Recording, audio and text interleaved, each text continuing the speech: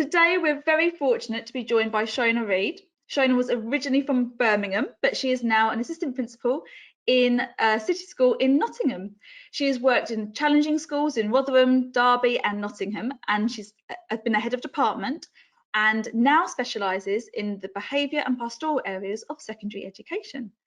Shonagh has a great blog, which is actually where I first discovered Shonagh. I first read her stuff, and it's called Ms. Reid Teaches, where she writes about her experiences in schools and some of the tricky situations you find yourself in as a member of the school's senior leadership team.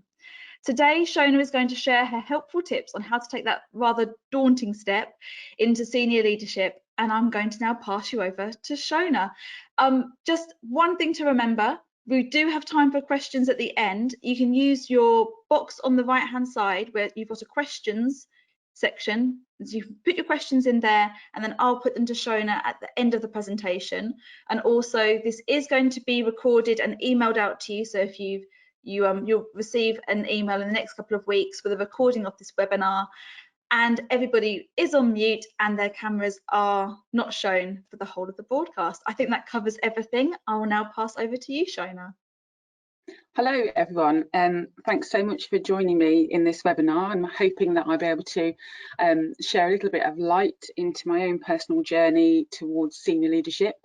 The sort of things we're going to cover this evening, my journey, as I've just said, getting some whole school experience, preparing for the move to SLT, what you can expect, how to look for different positions on SLT, and also preparing for the interview process. We'll start with my journey, which I began as a music teacher. My first school was in Rotherham.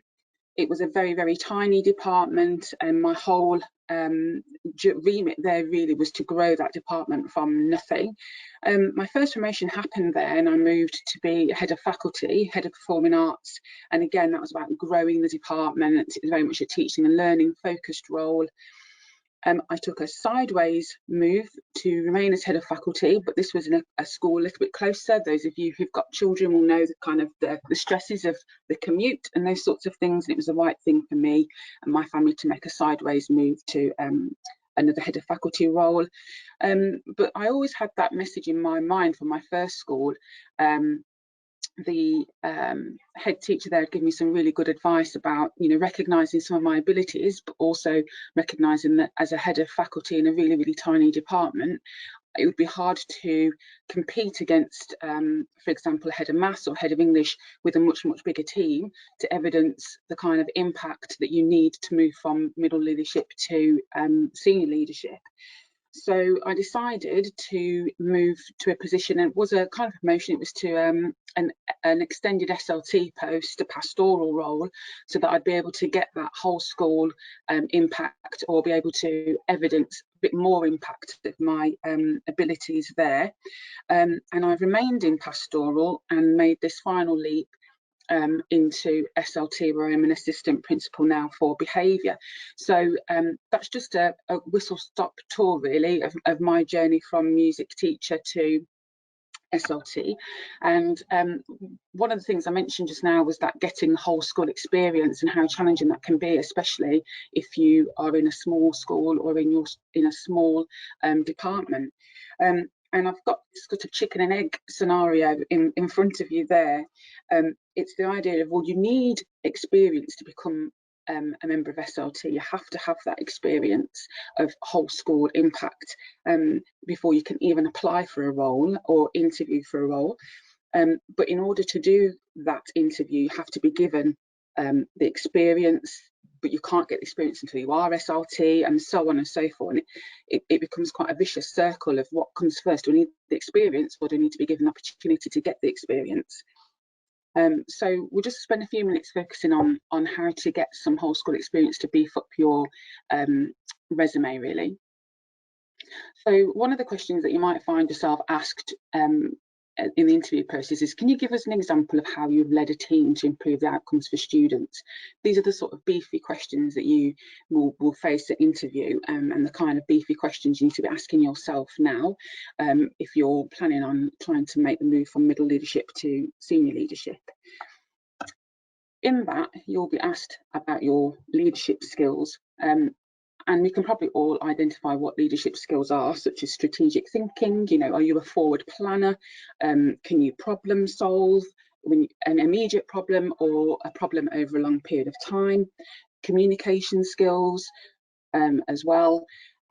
Leadership style comes into that, which is different to leadership skills. Leadership style is about how you get people to do what you want them to do. How do you perform as a leader to motivate others?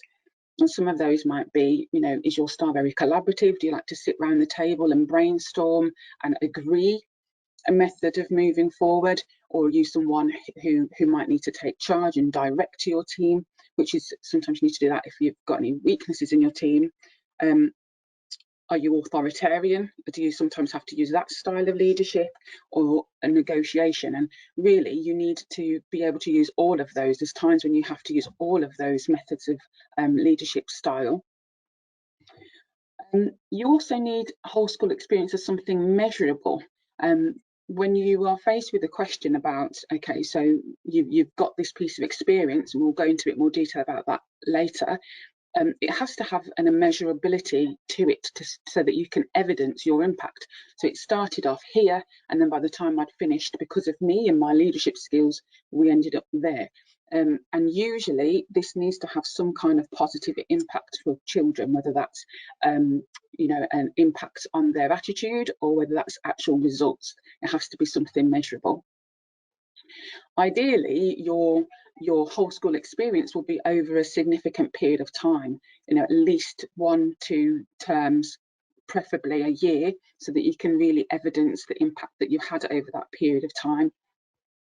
And you also need to be able to demonstrate that you have the ability to monitor whatever it is that you're responsible for, whole school, that you're able to check in on it, that you can review how things are going, and that you can evaluate the success of it.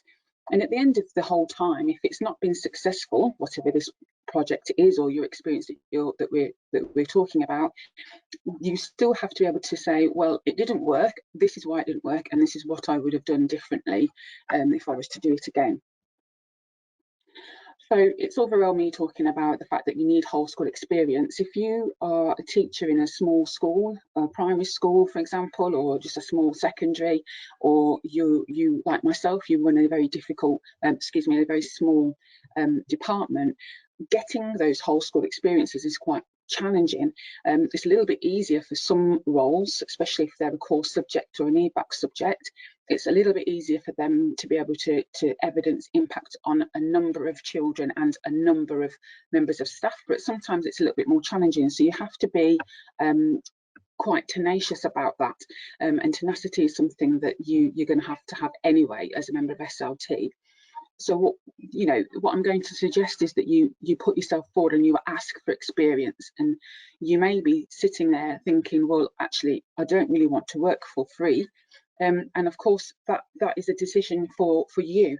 What I would say is that you might want to negotiate, for example, a secondment or a bursary, or you might want to see yourself putting yourself forward to take on a responsibility as payment in the future for the hard work that you're doing now. So it is up to you. These are only suggestions and obviously a case study of what I did. So how you can look for an opportunity within your school, you can start with your school improvement plan or your academy improvement plan. We have an academy improvement plan, and it details all the things that we as an SLT and governors suggest need improving and need improving in that academic year.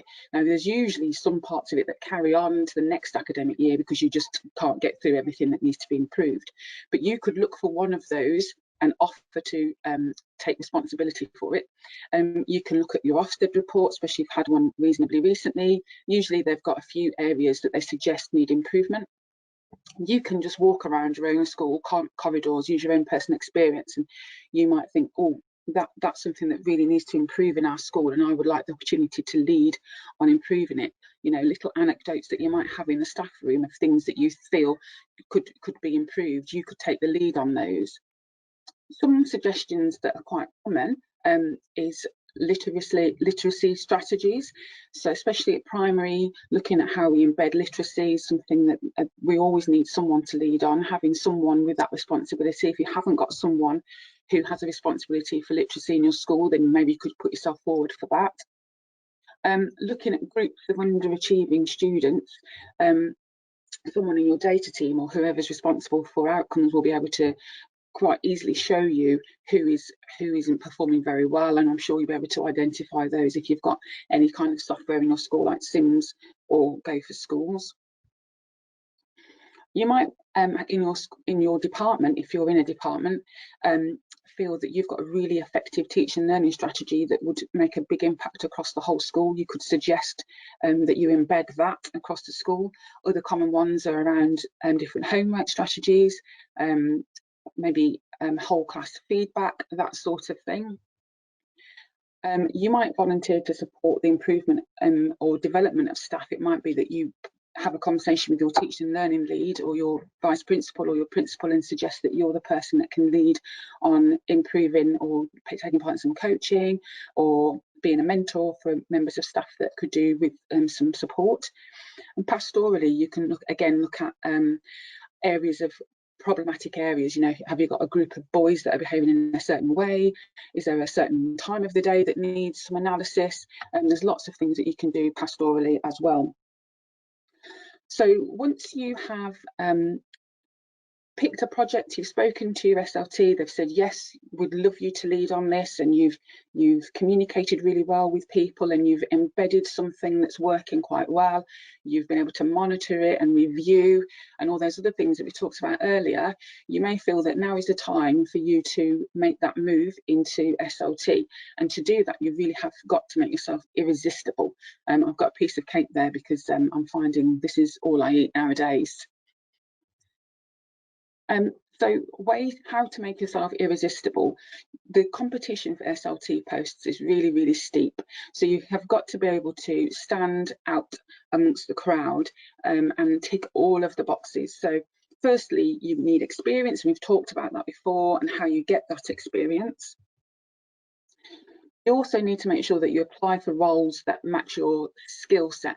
You know, if your project or your experience and the thing that you love the most is teaching and learning, then, you know, think very carefully before you apply for a pastoral role. In my own experience, I'd been extended SLT pastorally at my previous school and actually applied at this school before for a curriculum and timetabling role with no experience of doing that, and quite rightly didn't get an interview. I did have a look around the school and I knew that's where I wanted to be. So when I applied for the pastoral role, because my skill set matched, I got the interview and then ultimately got the job.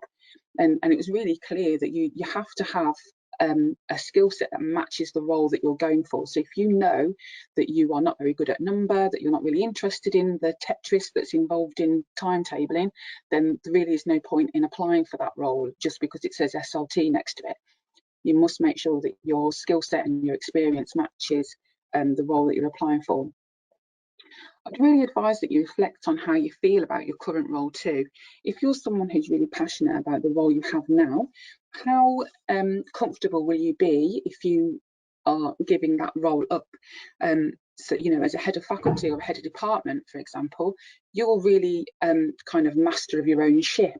You're in charge of the curriculum, you're in charge of who teaches what class usually, you have a level of accountability, you're in touch with lots and lots of children, you might have afternoon clubs, you might have break time clubs, lunchtime clubs, you may have amazing teaching and learning sets and really love to see the impact of that. And you may have a cohort you know really, really well pastorally. If you're already a head of year, for example, you might be really attached to your year group and love seeing how they grow from year 7 to year 11. And you won't have that closeness that you're experiencing now when you're SLT. You will not know all of the children by name, and you won't have that closeness with any one group of people. So you need to really, really think carefully about how you feel about your current role. If you were to hand over your head of department to, you know, role, that responsibility to somebody else, How are you going to feel if they don't do things the way you've done them? What if they think that something that you think is amazing is gone from the curriculum? You really need to think carefully about how, if you're able to detach yourself from your current role or year group, etc. The next thing I would suggest you do if you're preparing and you feel ready to take that next step is have a really good look at some job specifications, and you can do that through the tests, obviously, through their jobs. You can simply filter for the assistant principal roles or the assistant head teacher roles. Have a look at their job specification and compare your skill set to what is essential. The desirable bit is desirable, but you have to have the essential skills. So go through, and if you can't say, yes, I've got all of those, then you need to address those points. Do have some brave and professional conversations with your SLT. Often, you know, SLT have got their head buried in a lot of things. You know, at the moment, my head is not where it ought to be. I'm very much focused on a small number of things because of the situation that we're all working in at the moment. And you don't always know what the desires are of every single teacher in school. So I would take the time to have a conversation with your SLT, your line manager, or someone else in SLT you feel comfortable with, and say, look, I feel like I would like to be SLT now. Could you give me some tips? Do you think there's ever going to be a position here? Maybe I could even have a secondment. There's nothing wrong with asking for a secondment to SLT so you can get that experience too. But if people aren't aware of what you would like to do, then they can't provide that opportunity for you, that feedback and that CPD. When you've had those two things, when you've looked at some job specs and you've had a conversation with your SLT, it really is up to you then to fill those gaps one way or another, usually through you know, your own CPD and asking for opportunities. Fill in those gaps to make yourself completely irresistible. And then make sure you can answer some challenging questions. A lot of the time, I think some colleagues fall down when they go for an interview at SLT because they're not ready for the rigour in the questioning process, and we'll come on to that a little bit later in the session. But you do need to make sure that you're ready to do things such as describe your leadership style, be ready to explain how you've led staff to improve students. Senior leadership is more about how you move staff than it is how you move staff to improve students rather than having a direct impact on students. And how might you handle a difficult member of staff? How do you get the best out of people? Those sorts of really challenging questions are the things that you need to think about now, really. And then assuming you've done all of that and you've been appointed and you are now a member of SLT, which is where I am. I've only been in post for a year, and for 6 months of that we were obviously in lockdown and I was leading remotely. I feel like I say every day, I don't have a clue what I'm doing, and everyone knows it. And I'll be honest, I've never felt more of an imposter than I do leading this webinar right now. Feeling an imposter, feeling like you're out of your depth is a common sensation for new members of SLT. And I'm lucky to have friends that have also recently just made that move to SLT. But you have to be able to feel comfortable in your discomfort, really. So things that you can expect, you're not going to have a classroom. The whole idea of a classroom is different when you're a member of SLT. You're a visitor to classrooms. You pop in and you teach and then you leave, and you visit classrooms to you know, do lesson visits or just to drop in and offer some support to staff. The room is not yours anymore. And if you are moving, especially from a school to a new school to take up post as SLT, there's a very good chance that you won't be teaching your subject anymore. Especially if you teach PE, you could end up teaching just about anything. Wherever there's a gap, your role will be to fill that gap. You're not employed really as a teacher, you're employed to lead. So the fact that you haven't ever taught French is irrelevant. You might be expected to learn it quickly and get in the classroom. So really think about how what your comfort is like around that issue. If you are new to school and new to SLT, basically you can expect to feel like an NQT for the whole year. Your subject knowledge might not be very good, and you don't know the school systems, and you're new to this role. So you've got a lot of challenges all at once. Obviously that's enhanced a slightly different pressure if you are SLT in the school that you're currently in, because then everyone kind of knows you and knows you of old, so you're expected to perform in a slightly different way. In the corridor, you can't move in the corridor without being stopped, so you need to be ready to happily deal with anyone who needs your support at any one time. The children, you can't let them go unchallenged if they're doing something wrong. You're a leader, so you must stop and you must challenge that. Staff might have questions to ask you. All of a sudden, they've just remembered something that they meant to ask you the other day, and can we just have 5 minutes to talk about it? So you in the corridor, you're accessible all the time, and that's right, but you need to consider how you might feel about that. You don't know much as a new member of SLT. In terms of the things like legislation, law, policy, what you can do, what you can't do, parental consultation, governors, you know nothing about those sorts of things, and you have to own the fact that you know nothing about it. At the moment, people are asking me a lot about COVID-related matters, that I know the majority, but not absolutely everything. And so people will ask you things about things you have no control over because they were put in place 5 years ago, and you're expected to kind of know about this initiative that was 5 years ago, and you've got no clue. So being honest about the things that you don't know is a really easy way of having a conversation. I don't know, but I will find out and I'll get back to you later, is kind of something that I say all the time. You have to be available for students, you have to be available for staff, you have to be available for parents, and you need to think about how that fits in with your work life. If you've been someone who's been on in a school where SLT are perhaps invisible, and aren't out and about a bit, and they're leaving quite early in the day, we all know how that feels, that we're not being supported by SLT, and I'm quite passionate about making sure that I'm not doing the things that I didn't like when I saw other members of SLT behaving in a certain way in previous roles. So I like to make sure that my door's open and that people feel they can come in and speak to me about things. I probably problem solve for people a little bit too much. You need to balance that up a little bit, but you must be available. And so you need to think about how that fits with your own work-life balance, whether that means you do all of your work at home so that you're available during the day, or that you stay late at school, or you get up early and you come into school to work on your actual role, because things pop up and you aren't able to put them off. You must be available to deal with the challenges of the school day. Basically, your job is about people when you're on SLT. It's nothing to do with you anymore. You've done your bit. You've kind of taught. You've been in the classroom. You've led a department, or you've led a year group. You might have led a key stage. You've done that, and now it's all about supporting other people to be the best that they can be, and to make sure the children obviously reach their goals and fulfill their potential.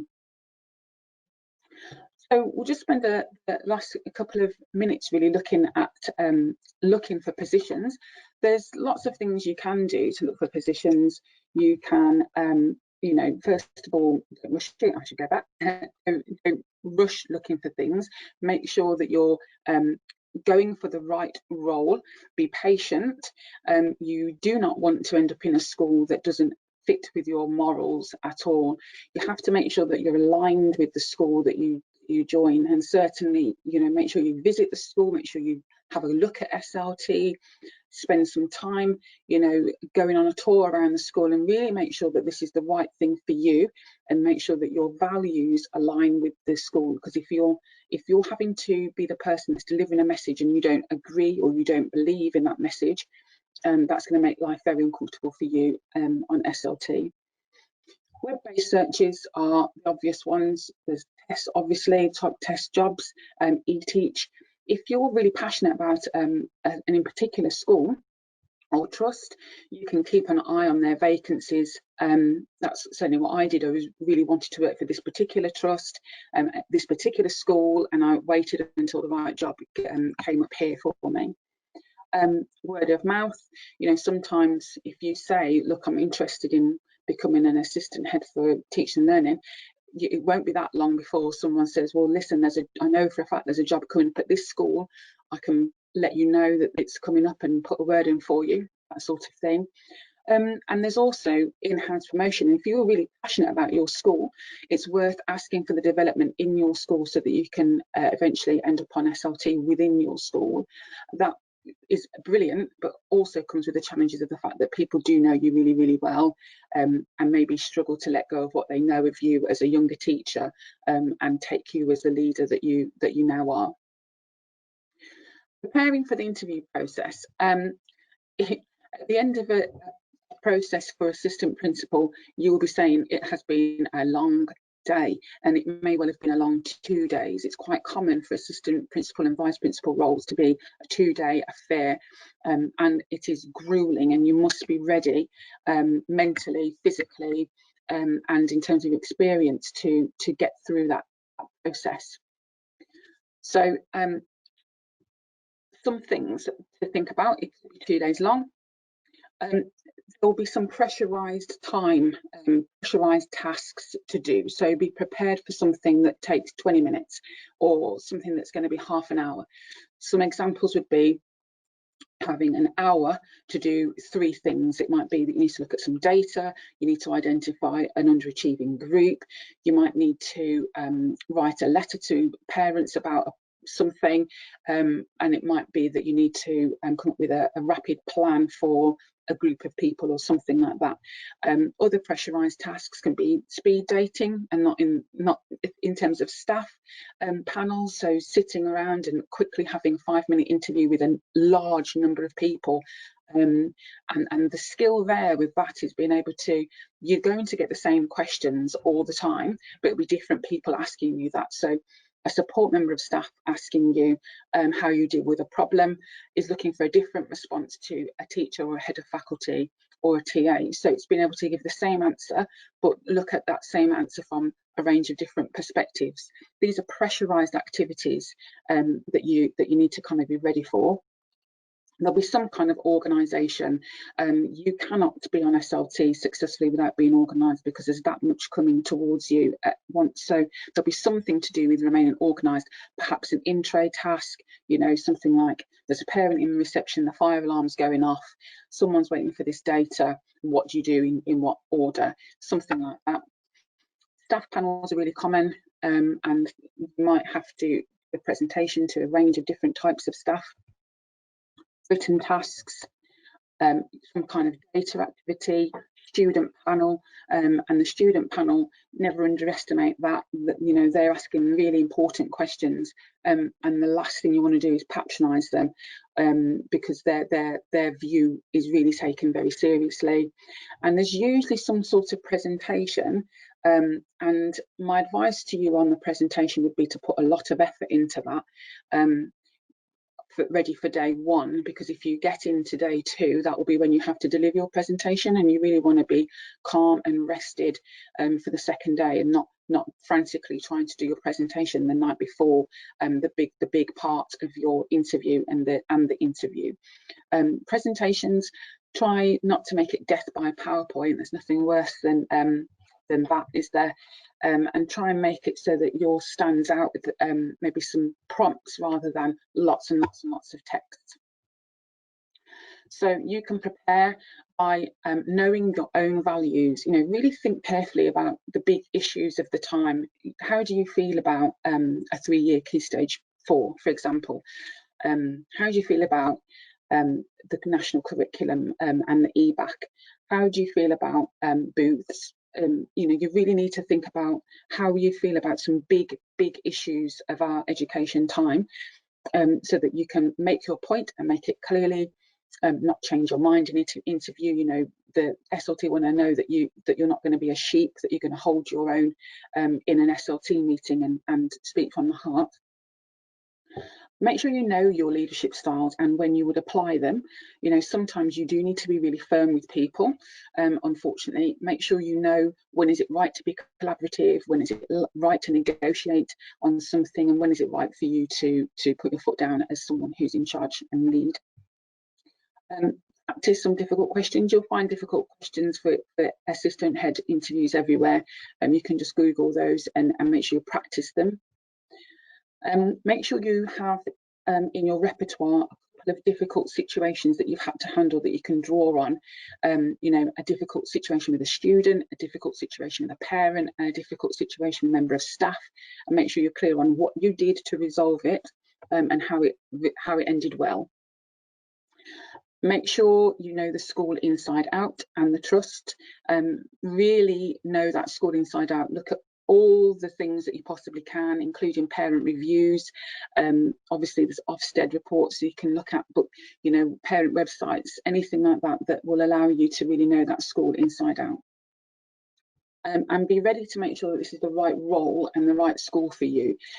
If you go to your interview, even if you've prepared and you feel actually this isn't for me, don't waste time continuing. You can withdraw and obviously apply for something else later. There's nothing wrong with making sure you know your own mind, but nothing worse than being offered the position and then having to reject it, or finding that you're appointed and you're not in the right place. And make sure your presentation is really interesting. The presentation that you do needs to reflect you. So really think about what your values are now, so that you can make sure you thread those into a presentation, which will effectively explain to people in a nutshell who you are, what you're like, and what they can expect of you if you're appointed. That is it. Thank you so much. Thank you, Shonagh. You can take a big sigh of relief. So catch your breath, because we've got to go on to the questions. Right. So if you've got a question you'd like to put to Shonagh, please use the question box just on your right hand side in the Go To Webinar Control panel. But if we go to one from Joshua, so Joshua asks, is it more advantageous to work towards a role in your own school or apply for a role in a different school? So you did touch on this in your presentation. He asks, in your opinion, would you go for a role in your own school or apply for a role in a different school? I applied to, I think, 3 SLT roles in the end. All of them were outside of my school because I knew there was not a place coming anytime soon within my school. That was my motivation. From my experience, I think people who are promoted to SLT in their school actually have a much harder job than people who've been moved in, because they've got a lot of baggage. You know, if you've been there since you were an NQT, maybe you've got drunk on the, you know, in the Christmas do or something like that, people know that about you. And if you've had to work, you know, you've worked your way up and suddenly you've maybe been promoted above other people, that's tough. You've got to deal with existing relationships that you now need to negotiate those relationships and assert yourself, whilst also being respectful of other people's feelings, and also the fact that people have seen you probably at your best and your worst. You know, you don't know, I don't know, but I think people do find that hard, making that journey. It's very soul destroying as well if you apply for a job within your school with your colleagues and then you're not appointed. That's really, really hard on your emotions. So what I would say is, I don't think there's an easy answer to that one. It really does come down to you, and I'd think about how you feel about your school at the moment before you make that decision. If you think you could negotiate that and you've got good relationships with your colleagues, and you're strong enough to be able to negotiate those tricky situations later, then by all means stick it out at your school, because at least then you can evidence your impact as you go, and you know that's a real benefit. But you know, starting fresh is also nice. I think that's an experience a lot of us can relate to when we think about our senior leadership team who've been appointed from within. You're making me think of a senior leader I worked with once, who I was an NQT with, and he carried on being promoted. It's very hard to take directions from somebody who you've had to like help after they were sick in a bush on the Christmas do. It really is, yeah, exactly. And when you are SLT, you do conduct yourself in a different way. You don't go on all the boozy nights out. You have a totally different relationship with the members of staff than you do when you're You're just a classroom teacher. Okay, Yeah. so Luke's got a question. Luke says, do you think you need a certain amount of years experience before applying? Oh, this comes up all the time. Is there a magic number that we can say, this is the number of years experience you need before you go for SLT? Well, I think from my experience, I'm probably too soon promoted, really. I mean, I'm long in the tooth, you know, I'm a bit old now, but I came back to teaching quite late. I was 30 when I came back to teaching, and I've been going now for, or just over 30 actually, for about 10 years. So I had lots and lots of experience, but in teaching as well. But in terms of being a qualified teacher in a school, that promotion has been quite rapid, and people, you know, if I say to them I've been teaching for 10 years, they kind of raise an eye like, well, what do you possibly know? Why are you even telling us things when you're so green? You know, I was in the classroom for 15 years before I even made the move for middle leadership. And what I would say is, if you have the ability, why not? Why not? You know, I think it helps to have some experience of a range of things, and as long as you have that experience and you can say, I was good at it, I've been good at this, then I don't see what the problem is with someone who is ambitious and wanting to get to leadership relatively quickly. As long as they can do the job, you should go with your heart, really. And you're raising an important point there. Not everybody does the traditional university, PGCE, NQT year, and then a career in teaching. All experience is valuable. All Yeah. experience is applicable in some sort of way to a school environment. So there's nothing to downplay career-changing teachers. It makes sense to move into SLT more quickly because that knowledge is still adaptable, isn't it? Okay. Oh, Tina's got a question. She says, do you think having a blog is a good way to advertise yourself to help you get an SLT job? Did you put your blog on your application forms? Or No, did you I start your didn't. blog after you? It was after. No, it didn't. It was after. It's a very professional blog that you have. It's Yeah. not like a personal blog at all, is it? No. So I do keep. I don't blog very regularly because I'm too busy. And that literally is the answer. I've got lots of things I'd like to blog about, but no time to actually to do it in.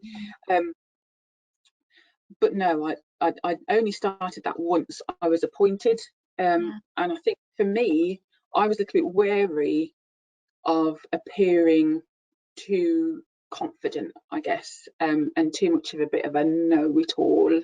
Maybe I think that's probably why I was a little bit hesitant about it. I haven't shouted my mouth off about my blog either. I keep it quite low key, and that's not from any pressure from the people that I work with. You know, I work with really lovely and supportive people, but I don't know. Just remind me what the question was again. Just that last part of the question. Do you think it's worthwhile, somebody who's in middle leadership at the moment, starting a blog and blogging as a way to showcase themselves for when they do apply for SLT jobs?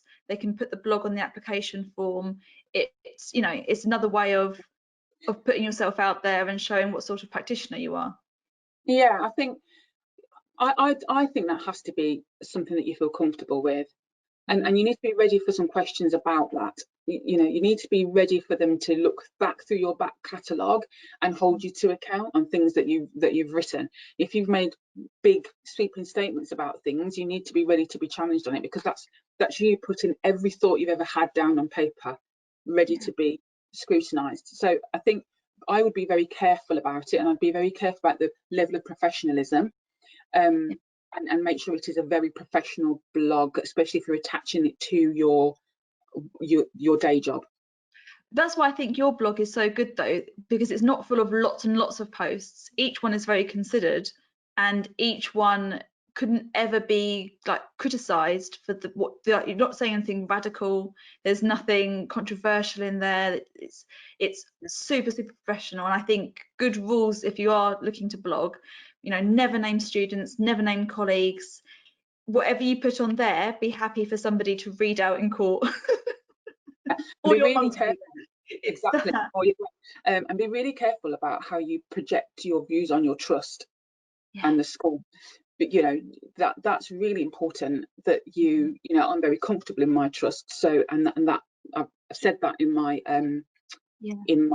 article, but you've got to be really careful about what you say and your opinions.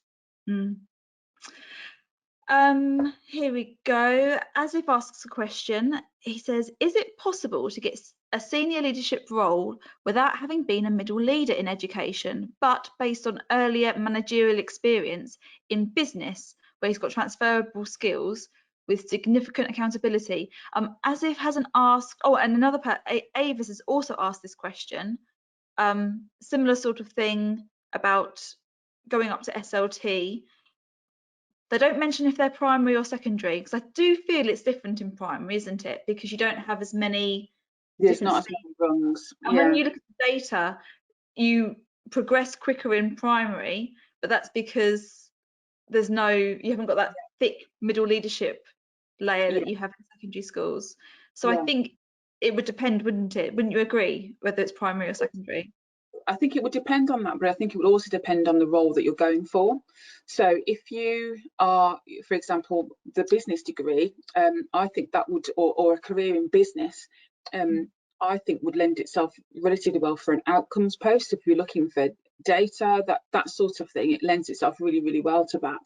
I think a job like mine, where it's pastoral, unless you've got, you know, a wealth of experience working in some kind of pastoral field, I would expect schools to want to see some evidence of you actually doing that role before being promoted to SLT. But even, you know, not everyone nowadays even has to have a teaching qualification to go on SLT. It really does depend on the role that you're going for. And that links nicely to Avis's question. Reading it again, she is saying that she hasn't been head of year, she's been head of department, but is interested in going for pastoral leadership roles. Would you say you've got to be head of year before you do a pastoral leadership role? No, I don't. I think if you this is a really tricky point if you're trying to move to pastoral. I was lucky that I was able to find a move to extended SLT, which was pastoral, from a teaching and learning role. But I think if you can talk in your letter really knowledgeably about how you have managed behaviour, even though it's been in a small area, if you can talk about the impact of, for example, planning on behaviour and relationships on behaviour, you can do that research with kind of the EEF and things like that, then, you know, I'm not doing behaviour. Even though I'm in that role, I'm not doing behaviour, I'm helping everyone else to do behaviour. So, and that's, I think that's where you need to change your mindset from moving from middle leadership to SLT. You're not doing teaching and learning, you're helping everyone else to do teaching and learning.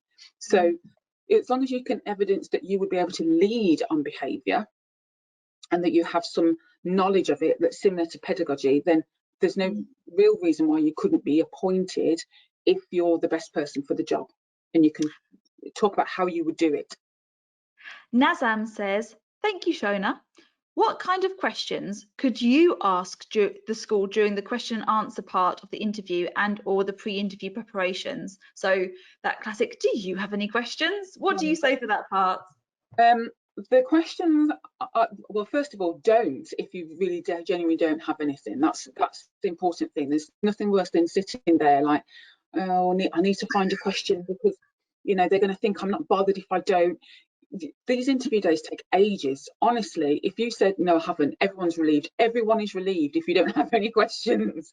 But what I would say is make sure you ask questions that are ironing out any doubts that you have had during the day.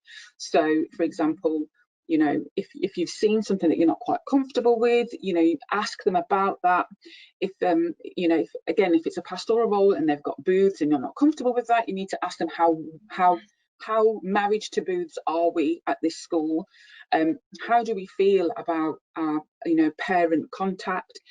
Those sorts of questions. But also, I like to ask developmental questions, so something along the lines of I would like to do an MPQSL, will you support me in that? What is your CPD package like for senior leadership? Because, you know, sometimes in some schools the development for senior leaders kind of stops a bit you still need some to stretch, and you still need some coaching, and you still need some support. So I'd ask those sorts of questions. Who will be supporting me, and how will I develop? We've got another reader for your blog. Lisa wants to be reminded of what your blog address is, and it's Ms. Reid Teaches. Yeah. So Reid spelled R-E-I-D. Yeah. Andrew says, what did you find was the most challenging element of stepping up in the first 6 months? Challenging conversations with staff, without a doubt. Nothing prepared me for that. Have you read any good books on how to have those sort of is it Difficult Conversations by, have you read that one? I haven't read that one, but I did my MPQ study, and there was a great big module on difficult conversations, and I might have read extracts actually, because there's quite a bit of reading involved.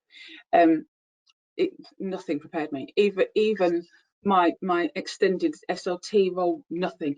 Having had difficult conversations, nothing prepared me for the relentless difficult conversations all the time. I mean, today I think I've had 3 difficult conversations, and it's about, like, how do I approach this? How do I deal with this really experienced member of staff who's made a big mistake? How and sort of knowing the person, especially when you're new, you don't know how people are going to react, and you don't know what makes them tick. So when you do know people, you can kind of judge whether you're the kind of person, the person opposite you is the kind of person who's going to cry, or can you make a joke about the mistake and then say, well, actually in the future I want it done like this. You know, how best to negotiate that conversation is the most challenging, draining, soul searching thing. I'm selling it, aren't I, to everybody? You really are.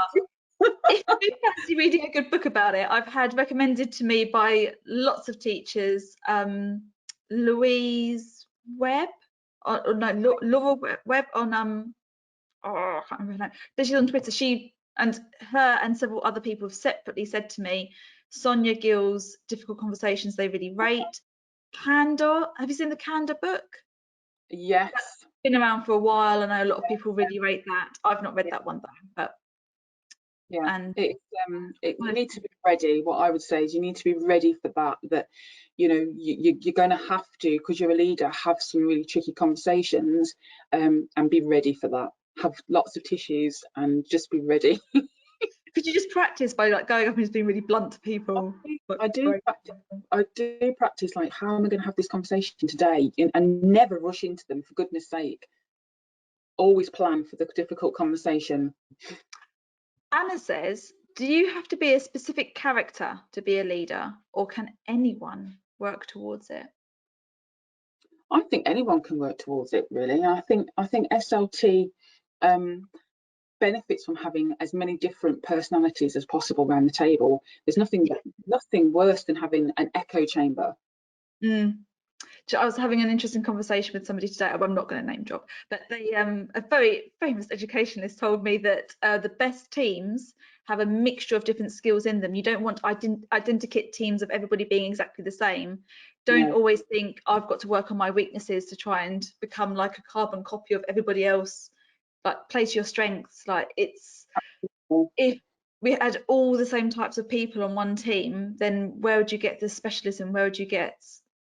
So I would suggest that that whoever that was that asked the question, sorry, I've forgotten the name, also has a look at Jacinda Ardern, because she's, you know, she prides herself on being a very different sort of leader. She's not shouty, she's not out there, she's a real thinker.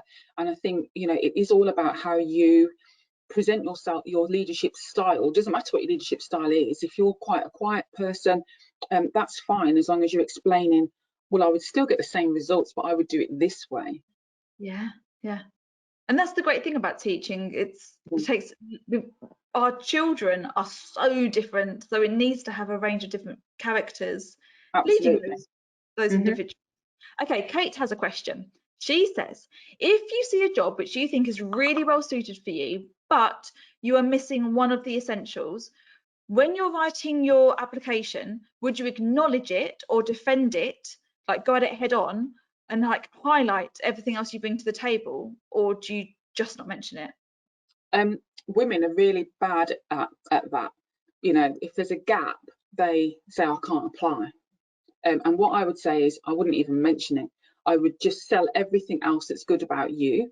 And if it's mentioned in an interview, make sure you've got some kind of response, which will probably be something about, well, I'll learn. Absolutely. I Yeah. wouldn't ever mention it in the application form. Hold Yeah. off for interview and wait for them to bring it up. Don't mention it. Lisa says, there doesn't seem to be many assistant head jobs around at the minute in primary. Well, there's lots we can explain about why that's happened, isn't there? Yeah. There's been lots of shifts in the recruitment, and lots of things have changed since the pandemic in terms of recruitment. But Yeah. you know, it's still early doors. She says, do you think a jump from middle leader to deputy head is too much? So there's not many assistant head jobs. I guess with some smaller primaries, they don't have that layer of assistant heads. It is head teacher, deputies, I and think if then year leads. absolutely, I think if you at primary, if you can look at the specific the job spec and look at the skill set in the essential, when you go to that bit that people sometimes skip over, the essential criteria and the desirable criteria. Yes. If you go to the essential criteria and you look at that and you think, well, I can do that, I've done that, then there's no reason why you shouldn't apply, because at the very least you can ask for feedback. And sometimes not getting the job or an interview is more valuable than getting it, because then you can ask them for why didn't I get an interview, or why didn't I get the job in the end, and get some really useful feedback so that you know what to do to improve. In a way, when you've been appointed, no one tells you. They don't tell you, well, you can still improve this. You don't get that feedback when you've been successful. So I would say is, if you can match your skill set with the essential requirements, there's no reason why you shouldn't. Okay, this is a tricky question. Cliqueiness. So terms of climbing the ladder and cliques within the school, this is like the school politics, isn't it?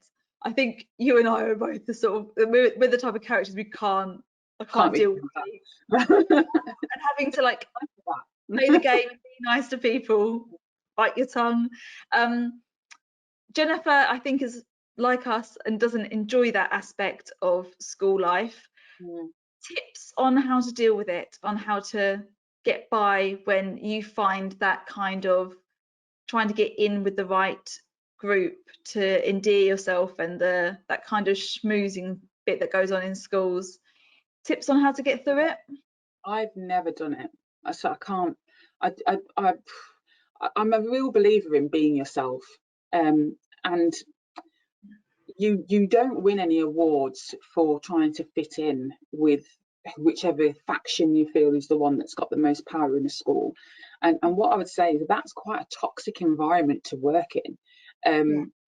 And I would be trying to actually not work in that environment where it's cliquey and where you have to toe the line and you feel pressurized to agree and be a yes man or else. You know, if you're having to do something, if you're thinking to yourself, if I don't do that or behave in that way, there's going to be a negative outcome for me, then I would suggest to look elsewhere anyway. And you know, I was never going to be SLT at my last position, and I think there was a small element, not toxic at all, of a little bit of cliqueiness. There wasn't a position for me to go to, so I don't think that was a barrier for me. But certainly I think by being yourself, being comfortable in your own skin, that is when you'll be appointed. If you're acting a certain way, that will get sussed out quite quickly. And you'll be unhappy. It's so difficult to put on an act and to pretend. My face gives me away as well. If somebody says something stupid or I don't agree with it, my face will tell you before my words do.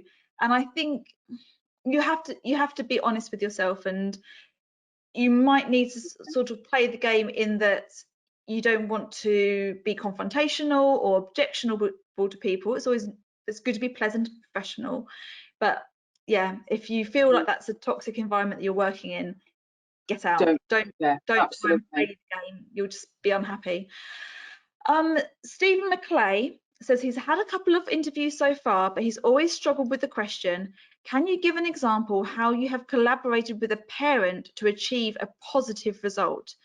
Do interviewers want to hear that you have been firm with problem parents, or that you have found a way to meet demands of a pushy parent?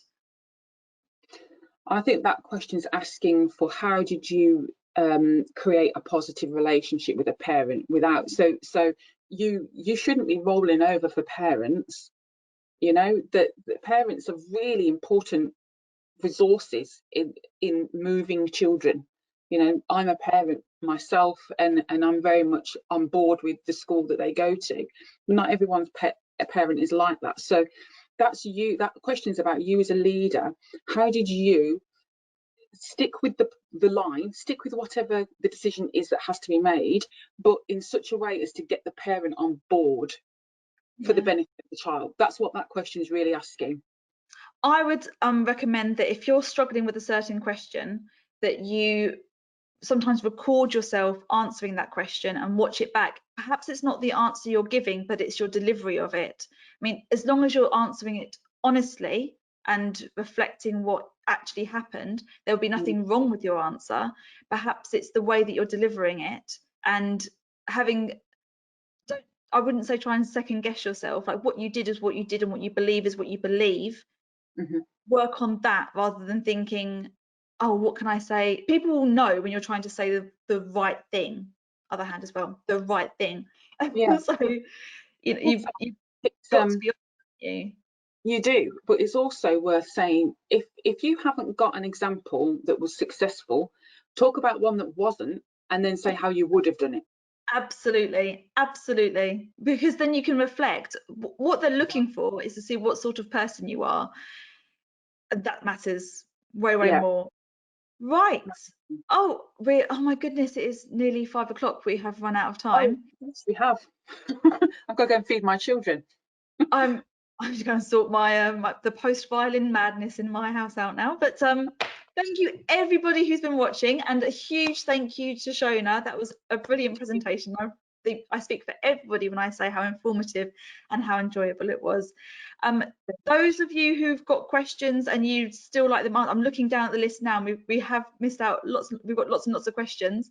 Shonagh and I are both on Twitter if you want to tweet us your questions, and we'll try and look at the questions that you've asked, and between us perhaps put something together and answer some of them for you. Is that okay, Shonagh? I'm speaking for you now. You'll definitely do that, won't you? I can do that again. Lovely. Okay then, well, thank you everybody, and have a nice evening. Bye.